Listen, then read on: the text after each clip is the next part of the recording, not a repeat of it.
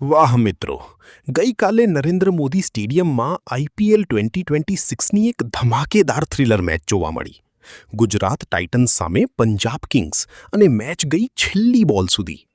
પંજાબ કિંગ્સની શરૂઆત બહુ નબળી રહી, પણ એક બાજુથી સૂર્યાંશ શેદે તોફાની બેટિંગ કરી. માત્ર 29 બોલમાં 57 રન ફટકારીને ટીમને સંભાળી. પરંતુ ગુજરાતના બોલર જેસન હોલ્ડરે ગજબનો સ્પેલ નાખ્યો. 4 વિકેટ લઈને પંજાબને 163 પર રોકી દીધું. 164 રનનો ટાર્ગેટ, પણ શરૂઆતમાં જ શુભમન ગિલ અને જોસ બટલર સસ્તામાં આઉટ. ત્યાંથી સાઈ સુદર્શને મેચ સંભાળી અને 57 રનની ઇનિંગ રમીને ટીમને ગેમમાં રાખી. છેલ્લી ઓવર 11 રન જોઈએ. દબાણ ખૂબ જ વધુ, પણ અહીં એન્ટ્રી થઈ વોશિંગ્ટન સુંદરની. સુંદર અને અરશદ ખાને શાનદાર શાંતિ રાખી અને છેલ્લી બોલ પહેલા જ ગુજરાતે મેચ જીતી લીધી.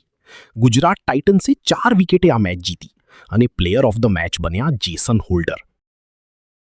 આ વિડિયો ગમ્યો હોય તો લાઇક કરજો, મિત્રોને શેર કરજો અને ચેનલને સબસ્ક્રાઇબ કરવાનું ભૂલશો નહીં.